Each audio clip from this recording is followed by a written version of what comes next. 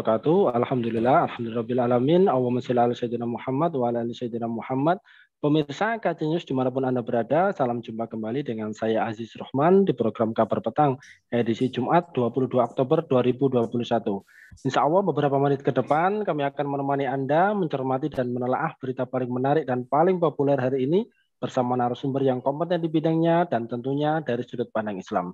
Baiklah pemirsa, inilah Kabar Petang selengkapnya.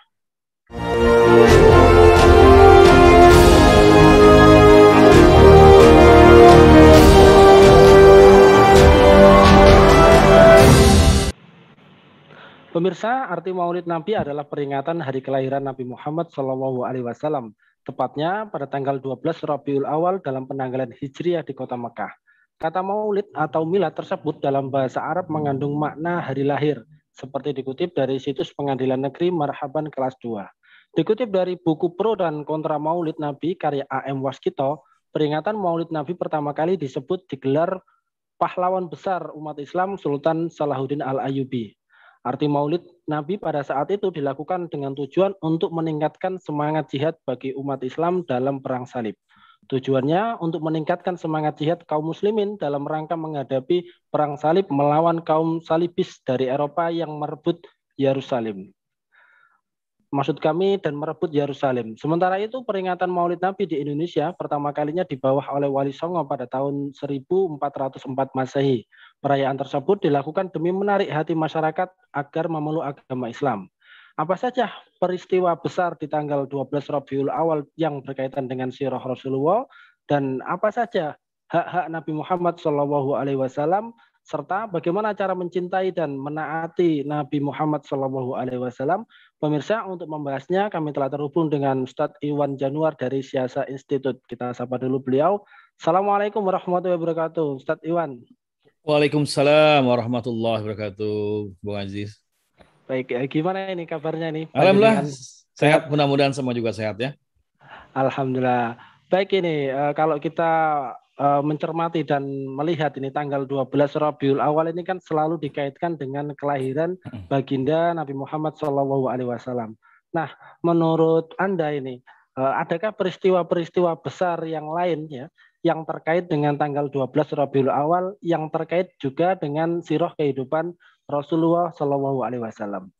Baik, sahabat Ilafah Channel yang di mungkin Allah Subhanahu wa taala, tanggal 12 Rabiul Awal itu memang satu tanggal yang memang sangat berarti bagi kaum muslimin khususnya di tanah air ya, karena pada peristiwa pada tanggal itu yang paling besar tentu adalah kelahiran Nabi kita Muhammad SAW.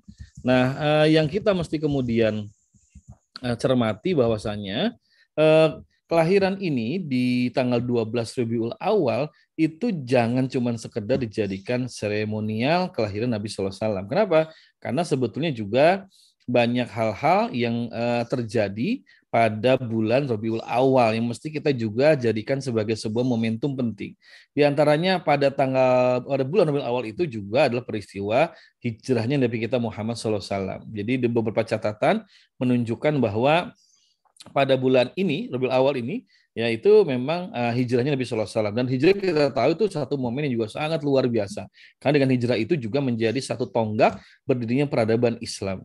Yang ketiga, yang terjadi di bulan Rabiul Awal itu juga adalah terjadi perang pertama antara kaum muslimin melawan kaum kafir begitu ya. Itu terjadi pada bulan Rabiul Awal. Juga momentum sholat Jumat pertama itu pun juga terjadi pada bulan Rabiul Awal. Jadi banyak hal-hal yang sangat penting itu terjadi pada kisaran bulan Rabiul Awal. Nah, yang barangkali umat muslim lupa peristiwa-peristiwa tadi itu. Yang diingat hanya sekedar kemudian kelahiran Nabi Muhammad SAW. Padahal juga banyak sekali kejadian. Termasuk ya, jangan lupa bahwasannya pengangkatan Khalifah Abu Bakar As-Siddiq itu pun terjadi pada bulan Rabiul Awal. Nah, ini yang kita mesti ingat. Karena pengangkatan Khalifah Abu Bakar menjadi tonggak awal kekhilafahan Islam. Bahwa setelah Nabi Muhammad SAW wafat, para sahabat mereka kemudian bersepakat berijma untuk mencari pengganti beliau di dalam urusan pemerintahan. Ini menjadi sebuah peringatan besar bagi kita sebetulnya bahwa Islam tidak bisa lepas dari pemerintahan, karena memang hanya dengan adanya pemerintahan Islam yaitu khilafah Islamiyah, maka berbagai macam urusan umat, berbagai macam persoalan umat bisa ditangani. Dan ini terjadi pada bulan Rabiul Awal. Ini beberapa hal yang menurut saya urgent ya di bulan Rabiul Awal. Yang paling akhir itu terutama ada peristiwa pengangkatan Sayyidina Abu Bakar As-Siddiq sebagai khalifah yang pertama. Begitu Bung Aziz. Ya, baik, Ustaz. Lantas kemudian kalau kita mencermati terkait dengan bulan Rabiul Awal, ini kira-kira apa saja ini hak-hak Nabi Muhammad SAW yang tentu harus kita berikan ini kepada beliau. Lalu juga bagaimana cara, maksud kami, bagaimana tanda-tanda ya, mencintai dan menaati Nabi SAW. Ya, Bung Aziz juga sahabat Khilafah Channel yang dimuliakan Allah Subhanahu wa taala. Memang kita ketika bicara tentang kelahiran Nabi di bulan Rabiul Awal, itu kita sayangkan baru sekedar gembira ya. Padahal ada beberapa hak yang ini mesti atau wajib ditunaikan oleh umat terhadap beliau. Yang paling awal dan paling penting tentu adalah mengimani. Tidak sah keimanan seorang muslim andai kata dia hanya mengucapkan syahadat tauhid tapi tidak bersyahadat atas Nabi sallallahu alaihi wasallam. Nah, ini merupakan satu bagian yang paling penting bagi kita kaum muslimin, mengimani kenabian Nabi Muhammad sallallahu alaihi wasallam. Agar tidak seperti orang-orang Bani Israel yang mereka tahu siapa Rasulullah dan yakin sebetulnya bahwa beliau adalah nabi yang terakhir tapi nggak mau beriman dengan berbagai macam alasan dan juga pertimbangan. Lalu yang kedua, setelah mengimani, jangan lupa ada kewajiban bagi kita untuk apa?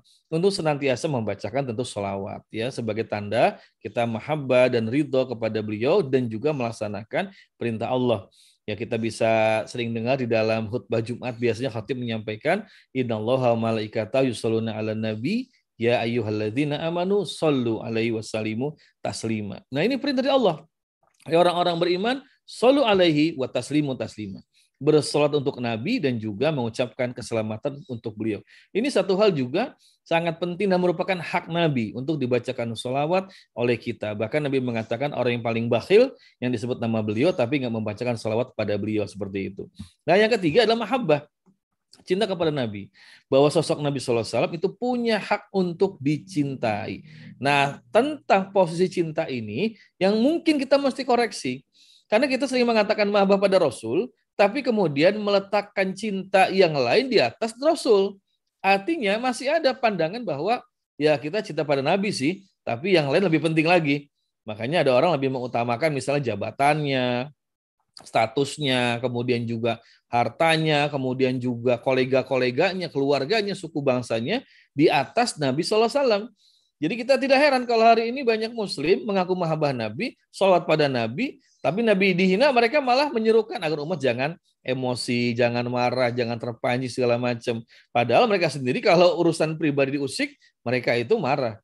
Nah, sikap ini bertentangan dengan firman Allah dalam Quran surat At-Taubah ayat 24, di mana Allah mengingatkan, qul in kana abaukum wa abnaukum wa ikhwanukum wa azwajukum wa ashiratukum. Katakanlah seandainya bapak-bapakmu, saudara-saudaramu, anak-anakmu, pasangan-pasanganmu, keluargamu, atau juga harta perniagaanmu yang kamu takut rugi, kemudian juga tempat tinggal kamu ridhoi, ahabba ilaikum minallah wa rasulih wa jihadin fisabilihi, lebih kamu cintai, lebih kamu fokuskan, prioritaskan ketimbang Allah, Rasul, dan berjihad di jalannya. Apa kata Allah? Fattarobasu. Tunggu aja.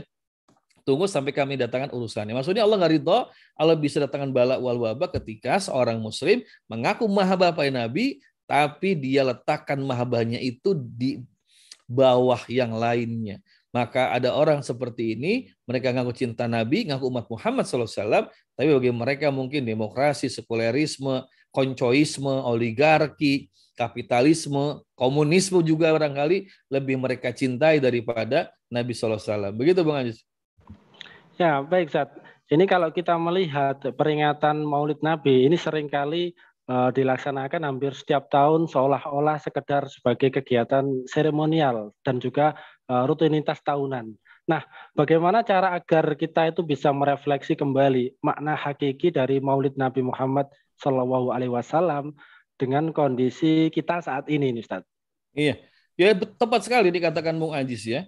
Jadi hari ini secara umum kita ini lebih senang pada seremonial, termasuk di istana, ya, di kantor-kantor pemerintahan suka ada peringatan Maulid Nabi, tapi lebih pada seremonial, lebih pada mahabbah, cinta yang itu seperti buih-buih di lautan, yang cuma sesaat saja. Begitu bulan Rabiul Awal lewat, hilang juga tuh. Lupa lagi. Lupa lagi, nggak ada lagi kemudian mahabbahnya seremonial seperti itu, karena memang sebatas seremonial. Nah, semestinya mahabbah kita pada Rasul, juga kita bergembira dengan kelahiran Nabi SAW itu ditandai dengan tadi, itu ya. Mahabbahnya itu adalah kemudian taat, cinta, kemudian juga meletakkan kepentingan Nabi di atas segalanya. Karena bayangkan, kita meninggikan suara kita di atas suara Nabi saja, sudah dosa besar itu. Kalau kita lihat dalam Al-Quran, ya bahwa para sahabat itu diingatkan oleh Allah kalau ngomong jangan sampai di atas suara Nabi, jangan sampai mengalahkan suara Nabi. Termasuk di depan makam Nabi pun kita nggak boleh juga bersuara keras gitu ya, di hadapan makam Nabi seperti itu. Jadi bayangkan sampai di makam Nabi pun nggak boleh kita bersuara keras seperti itu. Nah sekarang ya ini kita malah lebih membela ajaran selain Nabi, lebih membela ajaran buatan manusia, isme-isme, kapitalisme, sekulerisme, koncoisme, komunisme ketimbang Islam seperti itu. Nah bagaimana bisa kemudian kita ini pantas dikatakan mahabbah, pantas dikatakan umat Muhammad, kalau kita malah lebih meninggikan, mengunggulkan sistem-sistem aturan-aturan selain Islam dibandingkan dengan risalah yang dibawa oleh Nabi SAW.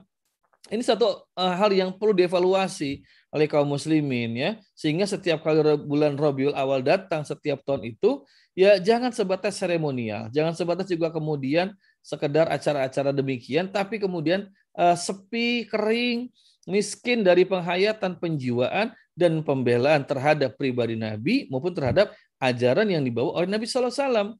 Sementara Nabi sudah mengatakan, Allah sudah mengatakan, wa ma'atakum rasul fahuduhu, wa manahkum anu fantahu. Apa yang Rasul bawa kepada kalian, ambil. Yang Rasul cegah, tinggalkan. Sekarang yang Rasul bawa nggak diambil semua, malah lebih banyak yang dibuang. Ya, hukum pidana, sebagian besar hukum ekonomi, hukum politik, pemerintah malah dicampakkan. Paling hanya diambil masalah ibadah ya, atau hukum-hukum yang membawa keuntungan duit lah ya, misalkan seperti zakat, umroh, haji kan ada keuntungannya. Tapi kalau hukum pidana, pemerintahan, politik malah ditinggalkan seperti itu. Nah, kemudian juga yang Rasul larang, maka tinggalkan. Nah, sekarang yang Rasul larang malah dikerjakan. Hukum riba gitu ya, menghalalkan LGBT, kemudian juga melakukan kezoliman pada kaum muslimin, memubarkan ormas Islam, memperjuangkan Islam. Ini malah juga dilakukan. Maka kita prihatin betul dan mestinya ada evaluasi terhadap diri kita sendiri umat ini, apa sebetulnya yang kita cari dari Rasulullah itu? Apa yang kita cari dari mulut Nabi? Sekadar seremonial ataukah sebetulnya betul-betul kita ingin menjiwai, mencintai dan mentaati Nabi sallallahu alaihi wasallam? Ya, baik Ustaz. Ini kan menarik ya kalau kita berbicara terkait dengan cinta. Biasanya kan kalau kita bicara cinta itu kan pasti ada sebuah pembuktian.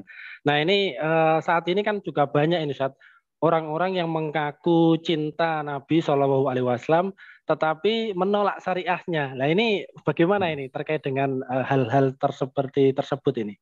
Iya, ini dikarenakan kita seringkali mengucapkan sesuatu yang kita nggak paham apa yang kita ucapkan. Kita mengatakan sesuatu tapi kita nggak ngerti konsekuensinya. Ya, kalau ketika orang mengatakan ana uhibbuka, aku cinta padamu ya Rasulullah seperti itu, harusnya dia paham makna mahabbah. Mahabbah itu oleh para ulama dijabarkan sebagai iradatu ta'ah, kecenderungan, keinginan, hasrat untuk taat. Jadi kalau orang mengatakan mahabbah, mestinya muncul ketaatan, begitu kan? Juga para ulama itu mengatakan man ahabba syai'an fahuwa abduhu. Siapa yang mencintai sesuatu, maka dia jadi budaknya. Kalau kita cinta pada Rasul, mestinya kita kemudian taat dan siap sami'na wa ata'na dengan apa yang diperintahkan oleh Nabi sallallahu alaihi wasallam. Yang terjadi hari ini, kita sering mengatakan mahabbah, kita mengatakan cinta, tapi tidak paham maknanya, tidak paham konsekuensinya. Dari mahabbah itu apa? Nah, kenapa terjadi? Ini karena perjalanan panjang, terjadi degradasi pemahaman Islam di tengah umat. Kemudian masuklah sekulerisme, kapitalisme, liberalisme, termasuk komunisme, sehingga kemudian umat ini merasa tidak bersalah ketika mereka mengimani Rasulullah, bilang cinta pada Rasul, tapi mereka juga mengkhianati Rasulullah. Gak merasa bersalah. Kenapa? Karena gak paham.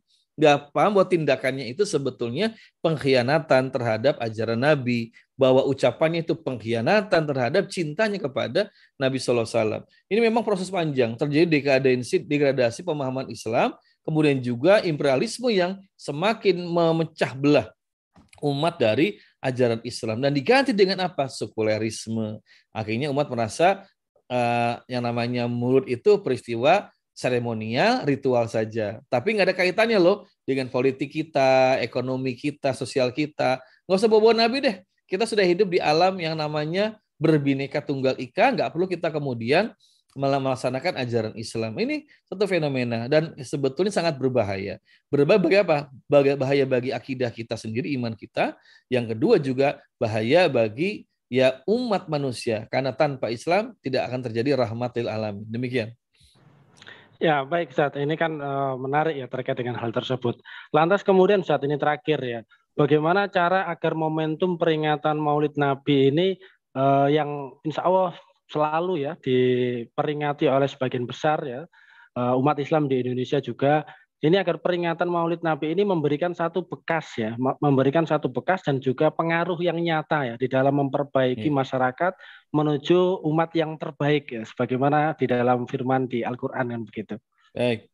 Ya, ini makanya tugas para alim ulama. Tugas para alim ulama untuk menjabarkan makna mahabbah, juga menjabarkan momentum kelahiran Nabi Sallallahu Alaihi Wasallam itu dengan sebenar-benarnya. Dan menumbuhkan giroh pada umat untuk apa? Memperjuangkan agama. Dan kemudian mencampakkan berbagai macam ajaran-ajaran yang bertentangan dengan Islam. Ya, sekulerisme, kapitalisme, ya, nasionalisme, kemudian juga oligarki, demokrasi, itu mesti disampaikan oleh para ulama atau tokoh-tokoh muslim bahwa Nabi datang tidak pernah membawa kapitalisme, Nabi nggak pernah bawa yang namanya sekulerisme, Nabi nggak membawa yang namanya demokrasi, nasionalisme, tapi Nabi datang hanya membawa Islam. Maka kalau kita mahabbah pada Nabi, bela Islam, tegakkan Islam, itulah namanya mahabbah yang hakiki. Nah, ini tugas para alim ulama untuk menjelaskan sejelas-jelasnya, segamblang-gamblangnya kepada umat. Sehingga kemudian umat ini paham bahwa hari ini kehidupan kita jauh dari tuntunan Nabi. Nah, kalau sudah jauh dari tuntunan Nabi, maka wajar kalau banyak yang tersesat. Ya, karena Nabi sudah mengatakan kalau kita ini ya berpegang teguh pada dua warisan Nabi, taraktu fikum amro ini, aku tinggalkan untukmu dua perkara, itu kitabullah dan sunnah Rasul. Kalau kita pegang, maka lan tadillu abadan, gak akan tersesat selama-lamanya. Nah, mafhum mukhalafahnya, mana berkebalikannya, kalau nggak dipegang, pasti tersesat. Nah, hari ini realitanya kita jauh dari Islam, sehingga akhirnya tersesat di bidang ekonomi kita, politik kita tersesat, kemudian sosial kita tersesat, dalam kehidupan pribadi dan rumah tangga juga banyak umat muslim yang akhirnya tersesat jalan, tidak mendapatkan rahmat dan barokah karena jauh dari ajaran Nabi Sallallahu Alaihi Wasallam. Ya, baik Ustaz. Masya Allah ini luar biasa. Mudah-mudahan di bulan Maulid ini ya kita semuanya bisa meneladani beliau Shallallahu Alaihi Wasallam di setiap sendi-sendi kehidupan kita. Terima kasih Ustadz Iwan Januar telah hadir di Kabar Petang pada edisi kali ini ya. Semoga Anda dan keluarga senantiasa sehat selalu dalam lindungan Allah Subhanahu Wa Taala. Baik, assalamualaikum Ustadz. Waalaikumsalam warahmatullahi wabarakatuh. Baik pemirsa, demikianlah Kabar Petang pada edisi kali ini. Semoga Anda mendapatkan banyak manfaat dari acara kami. Sampai berjumpa lagi besok di jam dan channel yang sama. Jangan lupa like, comment, share, subscribe, serta klik tekan tombol loncengnya agar tidak ketinggalan update terbaru dari KJ News. Karena hanya di sinilah Anda akan mendapatkan informasi aktual, terpopuler, dan tentunya dari sudut pandang Islam. Akhirnya saya Aziz Rahman beserta seluruh kru yang bertugas undur diri. Assalamualaikum warahmatullahi wabarakatuh.